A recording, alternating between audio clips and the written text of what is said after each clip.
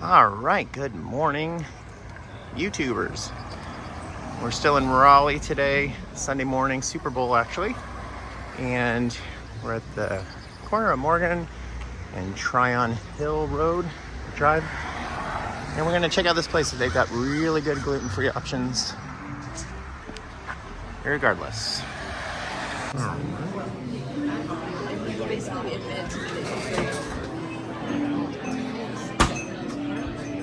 Gluten-free pancakes, cheesy grits, and chicken and waffles with a mustard sauce and maple syrup, all gluten-free. All right, I had to make a dash to the car, leaving the place because it's starting to rain here. The food was excellent. Pancakes were delicious. Chicken and waffles were really good. There was a lot of bone in there, so you have to really fight to eat the chicken. But I really enjoyed the mustard sauce. And we definitely recommend getting those cheesy grits. They were only $1.50 additional, which is super cheap and great. And you gotta enjoy some grits. All right, guys, till next time, see ya.